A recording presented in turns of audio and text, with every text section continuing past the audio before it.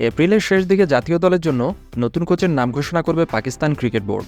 চলমান নিউজিল্যান্ড সিরিজের জন্য অন্তর্বর্তীকালীন কোচ হিসেবে আজহার মেহমুদকে দায়িত্ব দেওয়া হয়েছে। টেস্ট দলের কোচ হিসেবে গ্যারি কার্স্টেন এবং জেসন গিলেস্পি দৌড়ে এগিয়ে থাকলেও তালিকায় আরও কয়েকজন প্রাক্তন ক্রিকেটার রয়েছেন। কোচ হিসেবেও তারা বেশ বিখ্যাত।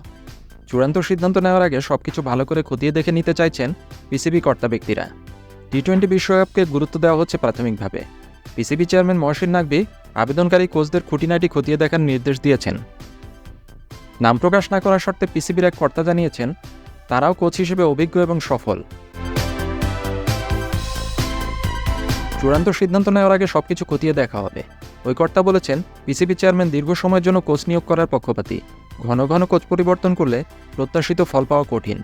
তাই আবেদনকারীরা জাতীয় দলকে কতটা সময় দিতে পারবেন, তাদের অন্য কোনো দায়বদ্ধতা আছে কিনা সেসব কিছুই খতিয়ে দেখা হচ্ছে। শেষবার 2019 সালে মিসবাউল হককে জাতীয় দলের কোচ এবং প্রধান নির্বাচক হিসেবে নিয়োগ করা হয়েছিল। পাকিস্তান ক্রিকেট বোর্ডের কর্মকর্তা বলছেন, কার্স্টেন এবং গিলেস্পির নাম চূড়ান্ত হলেও দায়িত্ব দেওয়ার আগে তাদের সঙ্গে সরাসরি কিছু কথা বলে কিছু বিষয় জেনে নেওয়া হবে। এখনও পর্যন্ত যা পরিস্থিতি, তাতে এই দুজনই এগিয়ে রয়েছেন দায়িত্ব পাওয়ার ব্যাপারে। পদ্ধতি মেনে আবেদন করেননি এমন কারো নাম যেমন বিবেচনা করা হচ্ছে না, তেমনই কাউকে এখনও চূড়ান্ত করা হয়নি। সাম্প্রতিক সময়ে বাংলাদেশ দলের কোচিং প্যানেলে বড় কোনো নাম দেখা যায়নি। ব্যাটিং এবং বোলিং কোচ চেয়ে বিজ্ঞাপন দেয় বিসিবি। শোনা যায় এতে আবেদন পড়ে রস টেলর, শন টেটের মতো বড় বড় নাম।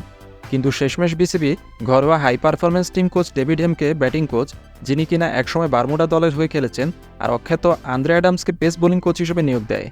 অন্যদিকে পাকিস্তান ঠিকই বড় বড় নামের সাড়া পাচ্ছে। গ্যারি কার্স্টেনকে বিশ্ব ক্রিকেটের সেরাদের সেরা কোচ হিসেবে বিবেচনা করা হয়। ইন্ডিয়াকে বিশ্বকাপ জিতিয়েছিলেন তিনি। পাকিস্তান তাকে কোচ হিসেবে পেলে অনেক ধাপ এগিয়ে যাবে।